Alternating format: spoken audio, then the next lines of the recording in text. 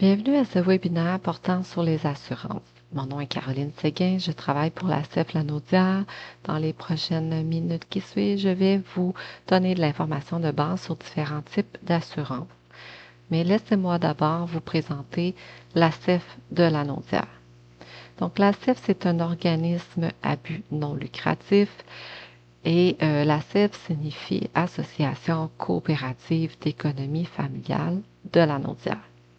À la CEF, nous avons deux principaux services. Le premier étant l'aide aux finances personnelles, c'est-à-dire que nous sommes là pour vous aider à apprendre à faire un budget ou encore à revoir avec vous votre budget. Nous sommes là également pour vous expliquer quelles sont les différentes solutions aux dettes si jamais vous vivez de l'endettement. Donc, on pourra vous expliquer c'est quoi les différentes solutions qui existent et vous pourrez à ce moment-là choisir laquelle vous souhaitez entreprendre et on pourra au besoin vous aider un petit peu dans vos démarches dans le sens de vous orienter ou encore vous donner les numéros de formulaire à remplir par exemple.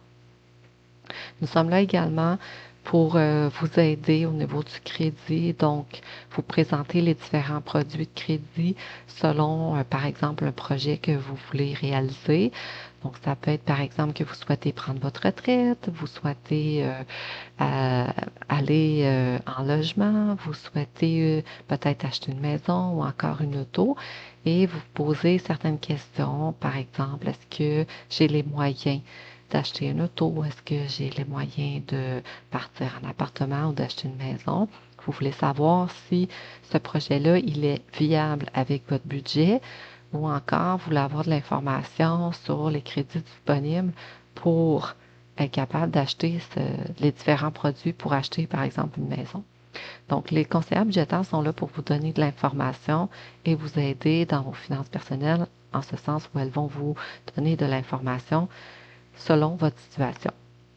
Nous avons également l'aide aux consommateurs. Encore là, nous allons vous donner de l'information parce que vous savez qu'au Québec, chaque fois que vous achetez un produit ou un service, vous avez des droits comme consommateur, mais vous avez aussi des obligations. Donc, nous sommes là pour vous informer sur vos droits et sur vos obligations. Donc, nous sommes là pour vous donner de l'information. Nous sommes là également si jamais il vous arrive de vivre une difficulté avec un commerçant. Nous pouvons également vous donner de l'information pour que vous puissiez après ça faire valoir vos droits. Donc, quelles sont les démarches à entreprendre pour faire valoir ces droits? Quelles sont les ressources disponibles également? Juste noter qu'il n'y a pas d'avocat à la CEF, donc ce ne sera pas possible pour nous de vous donner du conseil juridique, mais nous pouvons, comme je viens de le dire, vous donner de l'information. Tous les services à la CEF sont gratuits, confidentiels, sur rendez-vous. Nous avons également notre site Internet que vous pouvez consulter en tout temps. Je voudrais apporter votre attention sur l'onglet complètement en haut à droite, l'onglet Documentation outils. Si vous le désirez, c'est avec cet onglet-là que vous allez trouver nos grilles budgétaires. Donc, vous avez deux choix. Vous pouvez choisir une grille budgétaire sur chiffrier. Donc, c'est-à-dire que c'est un logiciel qui va s'ouvrir et vous pourrez remplir à l'écran vos montants qui pourront s'additionner et se placer là où ils ont besoin d'être placés. Vous avez aussi la possibilité de télécharger des grilles et de les imprimer et ensuite de les remplir par vous-même avec un crayon. Il y a beaucoup d'autres informations de disponibles, mais je voulais juste porter votre attention là-dessus si vous désirez faire par vous-même, par exemple, un budget. Alors, nous allons entrer dans le vif du sujet aujourd'hui. Nous allons parler d'assurance. Nous allons parler d'assurance habitation, d'assurance vie et d'assurance médicaments. Si vous souhaitez avoir de l'information sur les assurances auto, je vous invite à visionner le webinaire sur l'achat d'un auto et le permis de conduire. Dans ce webinaire, nous vous expliquons nous vous donnons dans le fond les renseignements concernant ce type d'assurance. Donc aujourd'hui, on se limite à l'assurance habitation, l'assurance vie et l'assurance médicaments. L'assurance habitation. L'assurance habitation au Québec, elle est différente selon que vous êtes un propriétaire ou un locataire? Première question à se poser, c'est est-ce que vous êtes un propriétaire ou un locataire? Le propriétaire ici dans la diapo, il est représenté par la maison, alors que le locataire, il est représenté par la maison et l'appartement, l'immeuble à appartement. C'est important de savoir qui vous êtes parce que l'assurance sera différente si vous êtes un propriétaire ou si vous êtes un locataire. Si vous êtes un propriétaire, donc la petite maison, vous allez devoir assurer à la fois votre maison, parce que c'est vous qui avez payé la maison, ou l'immeuble, appartement. Et si vous habitez la maison ou l'immeuble, appartement, vous allez devoir assurer les biens. Donc, vous êtes un propriétaire, vous assurez la maison et les biens. Si vous êtes un locataire, la maison ne vous appartient pas. Donc, vous, comme locataire, vous payez un propriétaire pour avoir le droit d'habiter dans une maison ou dans un immeuble à logement. Donc, vous, votre obligation d'assurance, en fait, je dis obligation d'assurance, mais il faut savoir qu'au Québec, vous pouvez toujours ne pas être assuré. Par contre, on vous le recommande très, très, très, très, très fortement. Parce que l'assurance au Québec, elle est là pour vous aider si vous arrive un malheur. Donc, s'il arrive, par exemple, que la maison passe au feu, bien, vous allez tout perdre. Avec une assurance, l'assurance va pouvoir vous aider en vous donnant une aide financière qui va vous permettre de racheter toutes les choses que vous aviez pour un nouvel appartement. Si vous n'avez pas d'assurance, il n'y a pas personne qui va vous aider financièrement, à moins que vous soyez chanceux d'avoir des parents, des amis qui, eux, décident de vous aider. Mais sinon, vous allez devoir assumer les coûts pour remeubler votre appartement, racheter des choses pour remeubler votre nouvel appartement si jamais vous avez tout perdu. Donc, c'est pour ça que c'est important de savoir qui nous sommes, parce que le propriétaire, lui, comme c'est sa maison, c'est son immeuble, si jamais l'immeuble passe au feu au complet, qu'il est détruit, eh bien, le propriétaire va avoir de l'argent de l'assurance pour rebâtir cet immeuble-là, pour pouvoir offrir à nouveau des logements ou encore il va pouvoir rebâtir la maison pour pouvoir y habiter.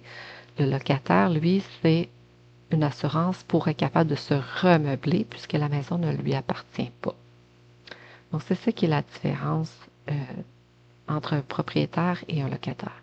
Mais peu importe que vous soyez propriétaire ou locataire, ce qui est toujours couvert par l'assurance habitation, c'est le vol des objets qui sont dans l'habitation, les dommages causés par le feu, le vent ou la foudre. Donc, si évidemment la maison passe au feu ou le logement passe au feu, bien, si vous perdez tout parce que tout est brûlé, bien, vous allez pouvoir avoir une aide financière pour racheter d'autres objets pour votre nouvel appartement ou pour le même appartement si c'est possible d'y retourner.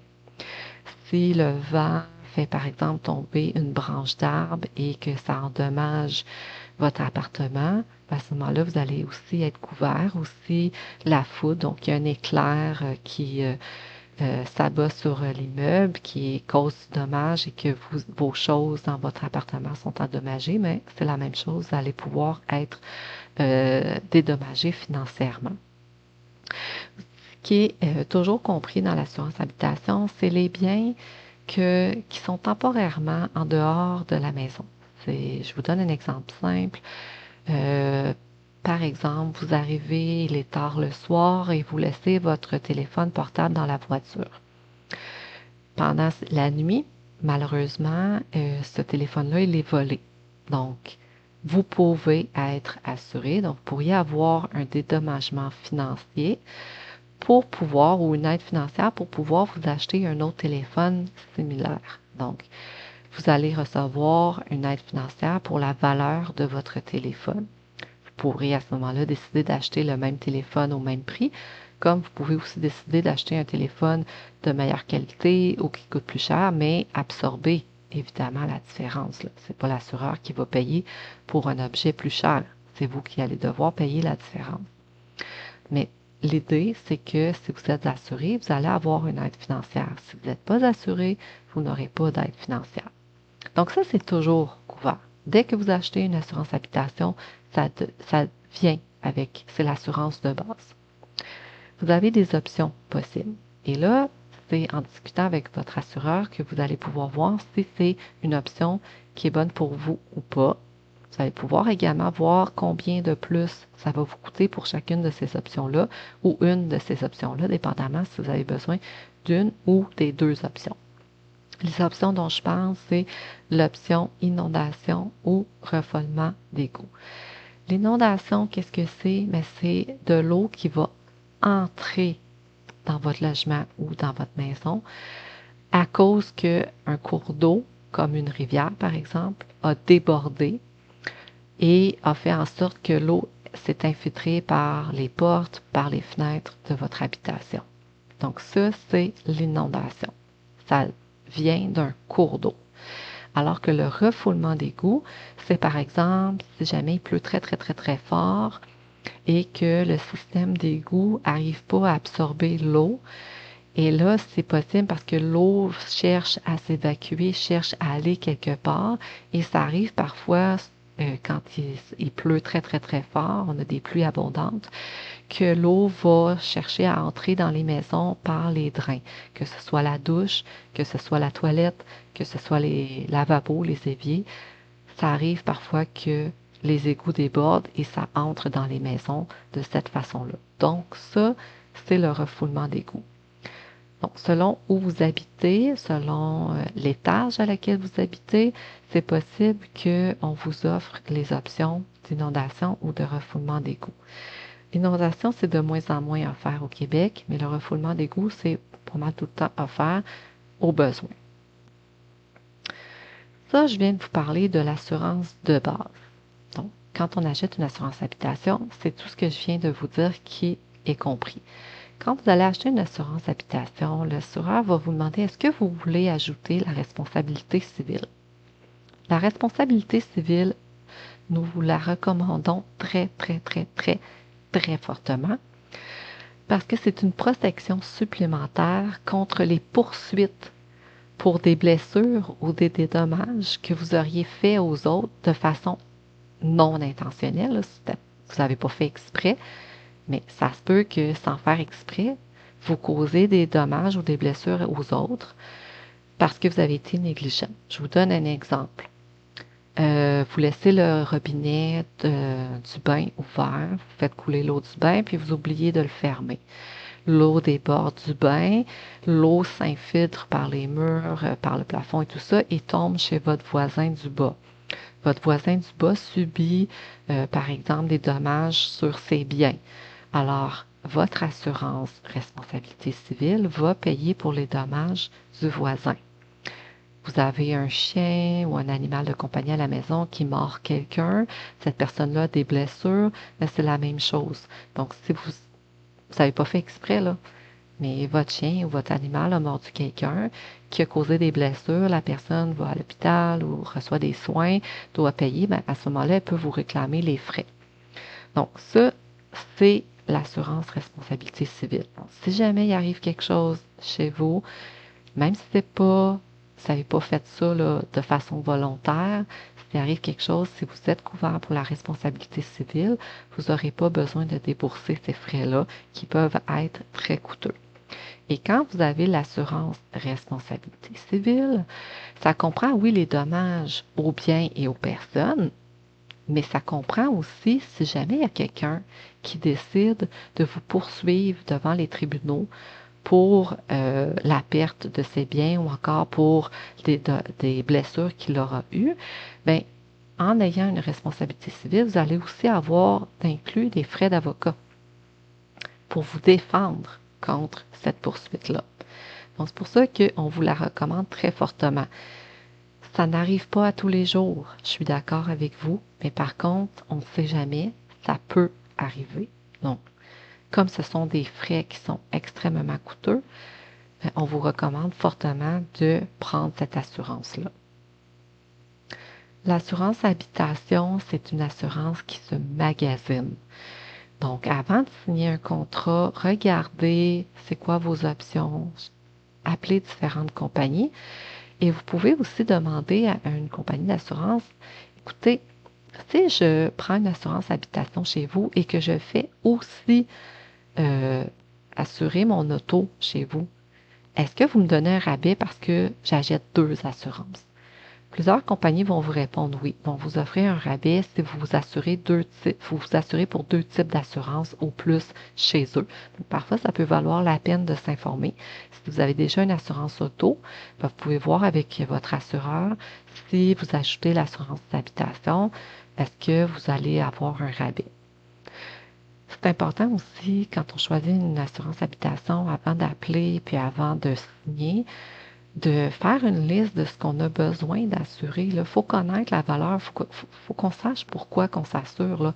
Est-ce que quand je calcule combien coûte mon lit, mes électroménagers, mes vêtements, mon mobilier, mes électros comme ordinateur, téléphone, etc., quand je fais j'essaie, là, je me dis, OK, moi, demain matin, j'ai besoin d'aller acheter tout ça. Combien ça vaut tout ça? Le modèle de télé que j'ai choisi, le modèle de cellulaire que j'ai, le lit que j'ai acheté, les électros, etc.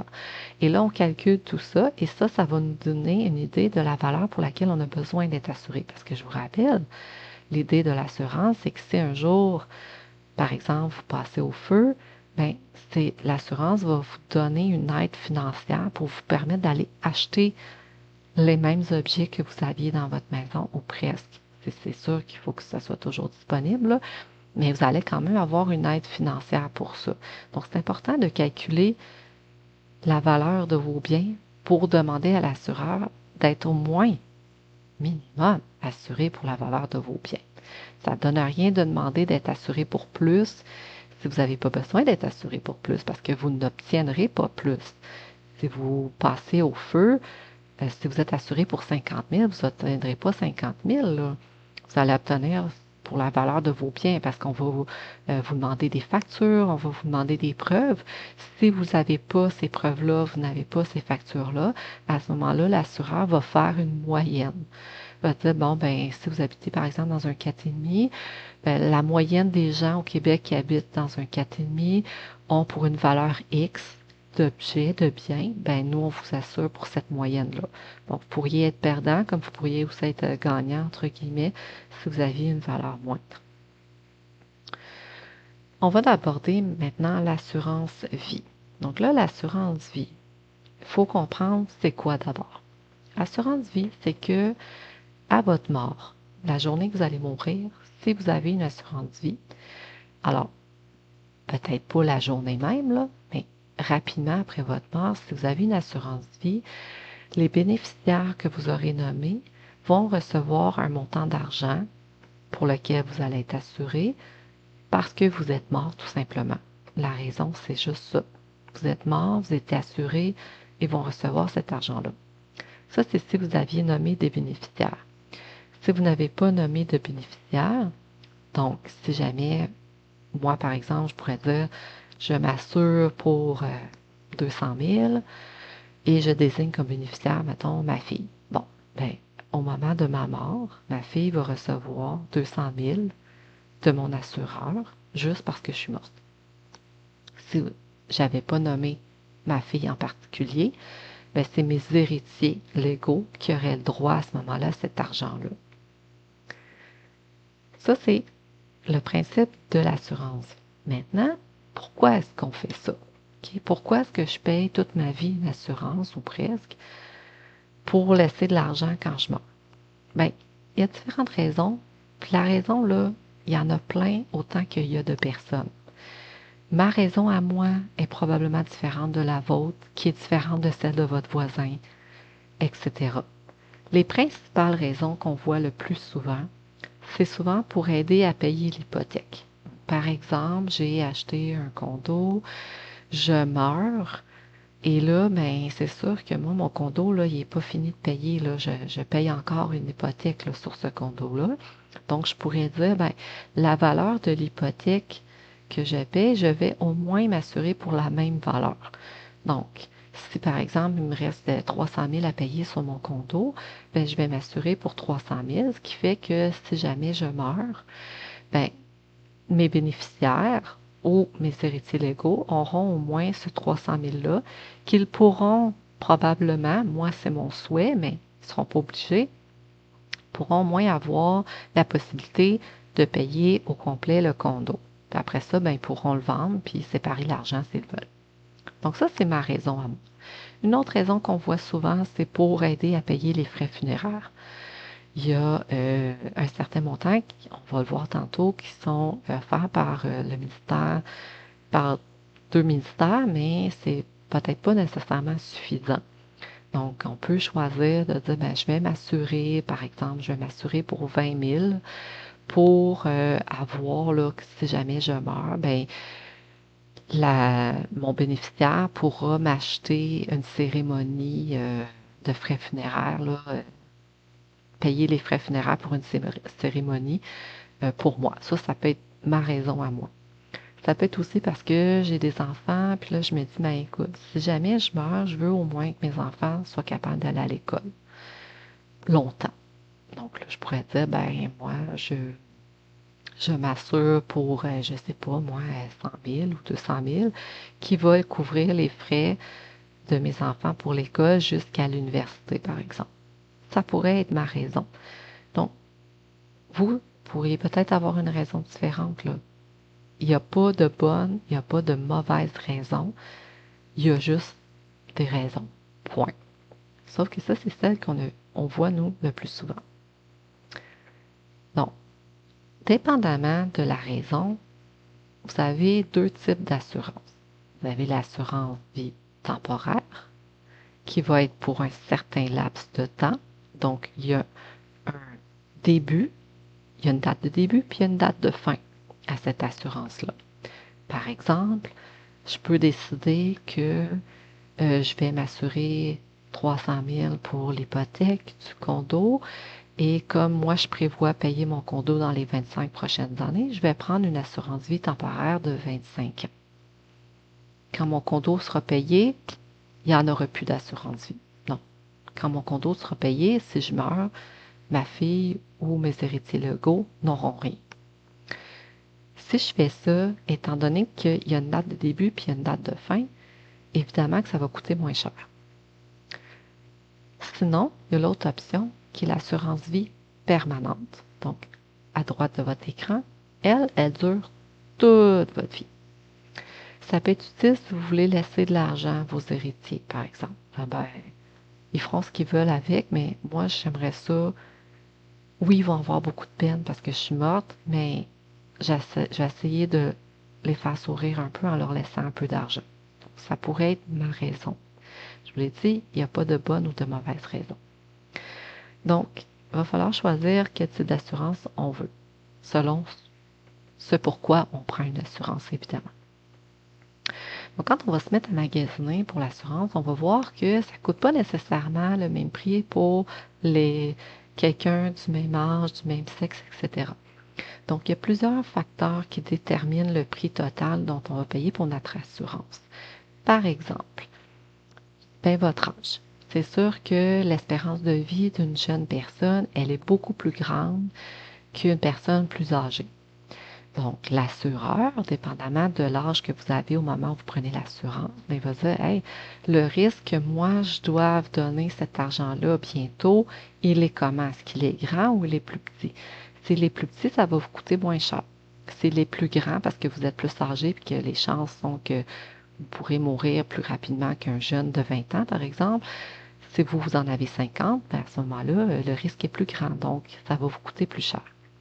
Ça va vous coûter une différence. Ça ne sera pas le même prix selon que vous êtes un homme ou une femme. Malheureusement, c'est comme ça.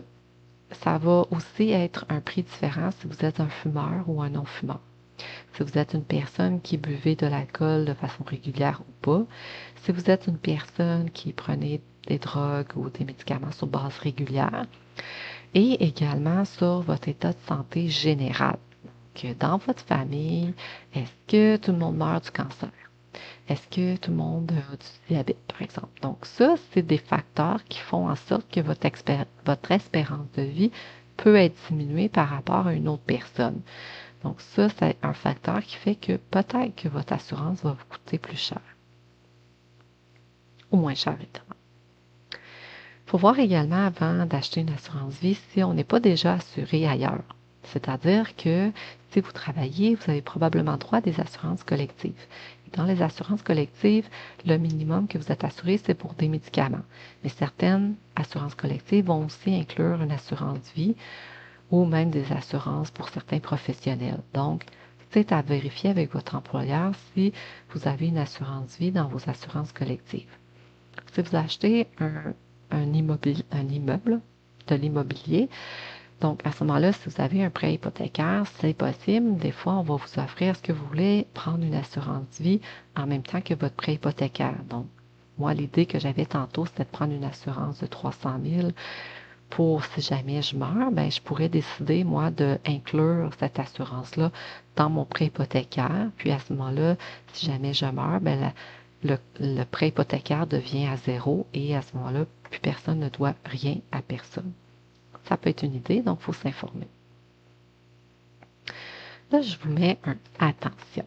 Parce que si vous m'avez bien écouté, vous avez sûrement compris et entendu que je vous ai dit que, par exemple, si je meurs demain matin, j'espère que, par exemple, ma fille va utiliser l'argent pour me payer un service funéraire. Mais ce n'est pas une obligation. Elle n'est pas obligée là, de faire ce que moi je veux qu'elle fasse avec l'argent. Parce que pour elle, si elle reçoit l'argent de mon assurance vie, c'est comme si elle avait gagné à la loterie. Donc, c'est de l'argent comme ça qui lui arrive, qu'elle n'a pas nécessairement demandé. Et là, elle peut faire ce qu'elle veut parce que c'est son argent. Moi, j'espère beaucoup qu'elle va payer les frais funéraires avec ça. Mais si ça ne tente pas, là, elle n'est pas obligée. Donc, elle pourrait décider de partir en voyage, elle pourrait décider de s'acheter une auto, elle pourrait décider de s'acheter des bijoux, des vêtements ou des accessoires de luxe. Elle peut faire ce qu'elle veut. Donc, c'est important de discuter avec vos bénéficiaires si vous voulez que l'argent serve à quelque chose en particulier, mais il faut savoir que ce n'est pas une obligation. Donc, c'est ça. Ce n'est pas une obligation, ça reste un souhait que l'on veut. Évidemment que si vous parlez avec vos enfants ou avec votre conjointe, c'est sûr que si vous mourrez, ils vont vouloir respecter vos volontés. Là, la majorité du monde, c'est comme ça, mais c'est juste que c'est pas une obligation. C'est juste ça que je veux que vous sachiez. Mais évidemment, vous allez être mort, donc vous ne pourrez pas faire le suivi là-dessus. Si vous achetez, la raison, c'est pour les frais funéraires. Je veux que vous sachiez qu'au Québec, il existe déjà des subventions qui sont données pour couvrir les frais funéraires. Donc, la première, c'est si vous avez travaillé, vous avez payé de la RRQ, c'est-à-dire un certain montant à la Régie des rentes du Québec. Par le fait que vous avez payé à la Régie des rentes du Québec, vous avez droit à un montant de 2 500 si vous avez fait une contribution suffisante. C'est-à-dire qu'il faut avoir travaillé de façon suffisante pour avoir droit à ce 2 500 $-là. Si jamais vous n'avez pas contribué à la ARQ parce que vous n'avez pas travaillé, vous n'avez pas suffisamment travaillé, c'est possible d'avoir quand même une prestation spéciale du même montant, 2 500 $. Et ça, c'est si la personne, évidemment, qui est morte aurait pas le droit à la RRQ, donc la Régime des rentes du Québec. Et ça va vous être offert par le ministère du Travail, de l'Emploi et de la Solidarité sociale. La manière de procéder, c'est qu'il faut d'abord faire la demande à la régie. On se fait dire non. Avec cette lettre-là, on peut à ce moment-là s'adresser au ministère du Travail, de l'Emploi et de la Solidarité sociale pour avoir la contribution, la subvention de 2 500 $ pour nous aider à payer des frais supplémentaires pour des frais funéraires. La dernière assurance dont je vais vous parler, c'est l'assurance médicaments. Je vous parle de cette assurance-là parce que celle-là, elle est obligatoire. Les deux autres ne le sont pas vraiment, dans le sens où il n'y a pas personne qui va vous obliger à les prendre. Là.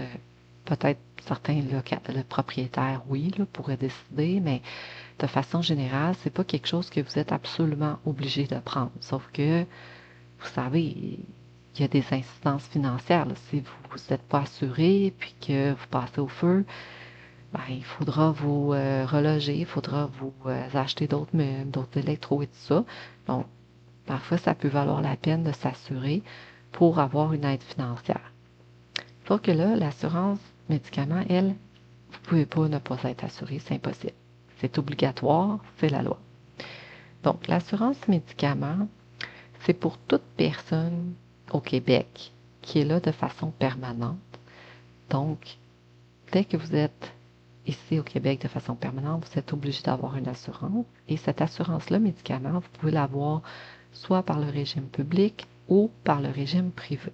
On va commencer par le régime privé. Donc, un régime privé, c'est quoi?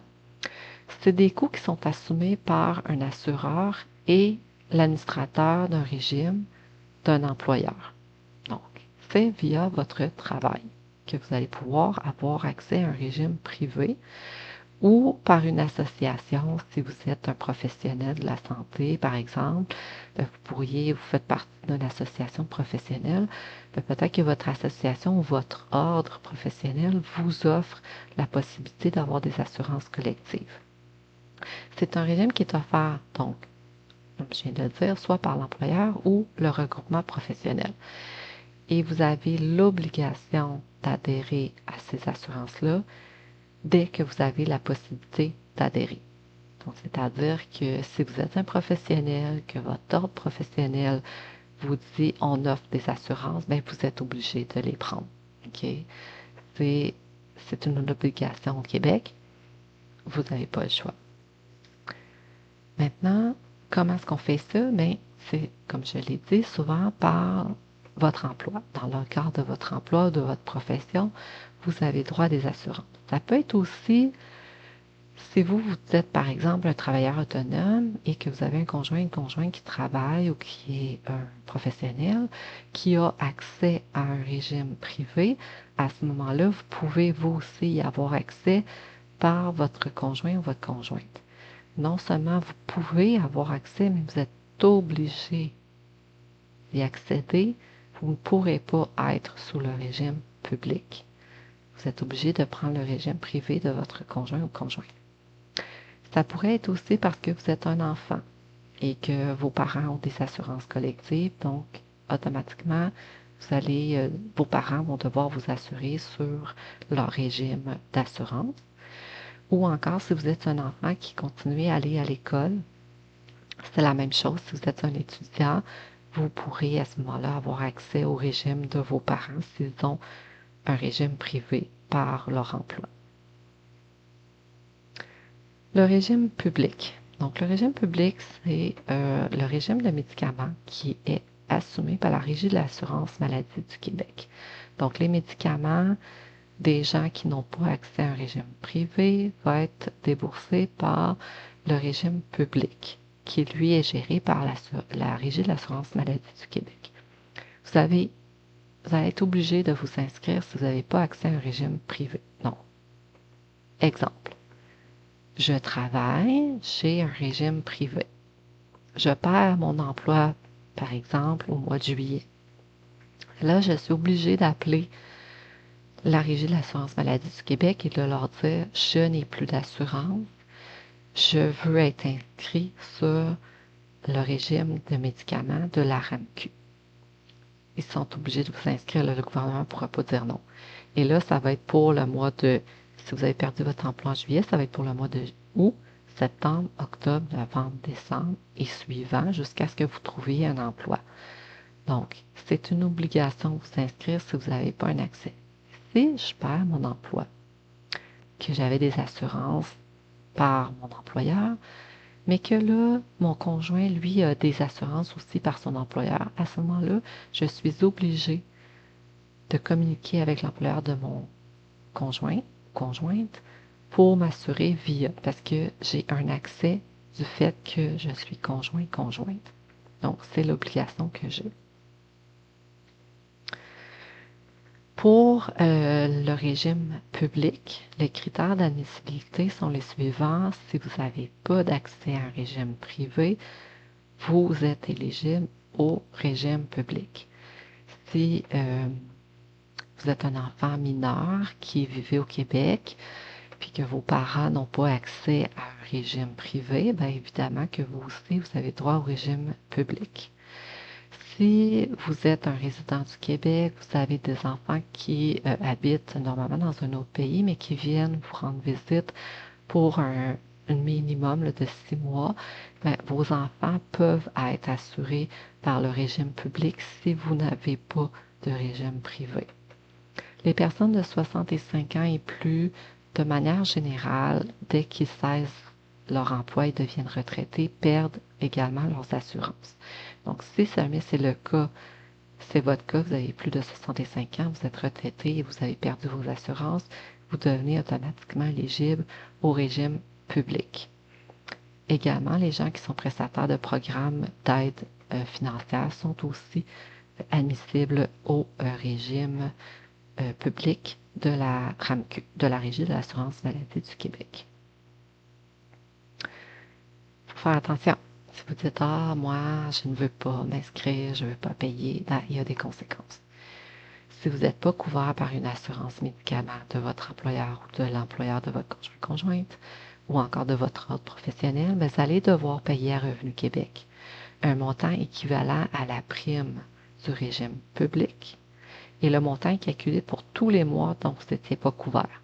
Donc, dans l'exemple que je donnais tantôt, si j'étais couvert par le régime de l'employeur jusqu'au mois de juillet quand j'ai perdu mon emploi, bien, tous les autres mois, ça, je vais devoir les payer au régime public, donc à Revenu Québec. Et ça, généralement, ça se fait via nos impôts. Si vous êtes inscrit à un régime public, mais que vous aviez la possibilité d'avoir un régime privé, à ce moment-là, vous allez être obligé de rembourser les coûts des médicaments qui ont été payés par le régime public durant la période où vous aviez un accès au régime privé. Donc ça, c'est-à-dire que si vous aviez la possibilité d'être couvert pour le régime privé de vos parents, par exemple, ou encore de votre conjoint-conjointe, puis que vous ne l'avez pas fait, vous êtes inscrit au public, à ce moment-là, vous n'aviez pas droit de vous inscrire, vous n'étiez pas supposé d'être éligible. Si jamais vous avez vous avez des médicaments qui ont été remboursés, mais vous allez être obligé de rembourser cet argent-là que vous avez obtenu. Donc, il faut faire attention, il faut se conformer à la loi. En terminant, je vous offre quelques conseils généraux concernant les assurances. Donc, de manière générale, il ne faut jamais acheter un produit d'assurance sous pression. Il faut prendre le temps de poser des questions, de réfléchir et de voir aussi si ça entre dans votre budget. La première des questions, c'est est-ce que j'ai besoin d'une assurance? Si oui, combien? J'ai besoin de combien? J'ai besoin d'une aide financière de combien? Après ça, bien, cette aide, cette assurance-là, cette aide financière-là que j'achète, bien, est-ce que c'est quelque chose que je suis capable de me payer dans mon budget? Est-ce que ça rentre dans mon budget? Donc ça, il faut prendre le temps de se poser ces questions-là. Et j'aimerais juste souligner que ici au Québec, là, l'assurance, c'est un service. Donc, vous achetez un service. Vous achetez le service que si jamais il vous arrive quelque chose, l'assurance va vous aider financièrement. Quand vous décidez là, de ne plus être assuré, l'assurance ne va pas vous redonner l'argent que vous avez donné parce que c'est un service que vous achetez. C'est un service qui, la plupart des gens n'utiliseront jamais. Mais c'est un service. Donc, le temps que vous étiez assuré, s'il est arrivé un malheur, vous auriez eu droit à cette aide financière-là. Donc, c'est comme ça que ça fonctionne. Alors, que vous l'utilisiez ou pas, ça ne vous sera pas remboursé à la fin si vous décidez de mettre fin à vos assurances. Donc, ça, c'est important à savoir. Donc, autre chose, il faut s'assurer juste pour ce qui vaut la peine. Donc, toujours se questionner, est-ce que j'ai vraiment besoin d'une assurance ou pas?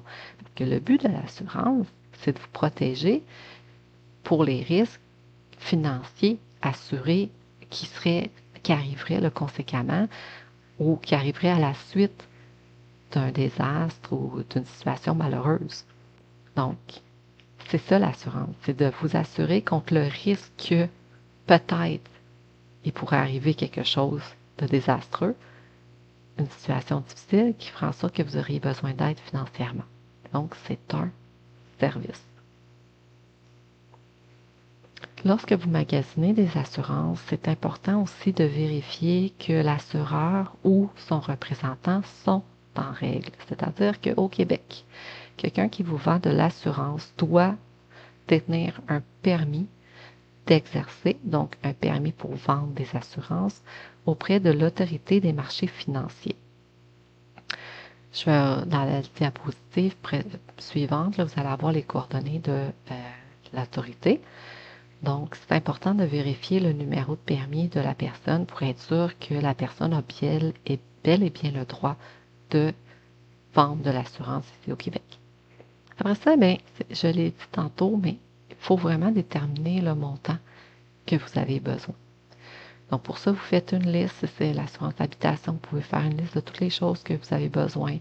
Si c'est pour l'assurance vie, bien, vous dites, OK, moi, je vais essayer de déterminer le montant que je pourrais avoir besoin si jamais je meurs, que j'aimerais laisser à mes héritiers pour telle chose, par exemple. Et c'est hyper important aussi de vérifier si vous n'êtes pas déjà couvert ailleurs. Je vous l'ai dit, parfois, dans vos assurances collectives au travail, vous avez aussi une assurance vie.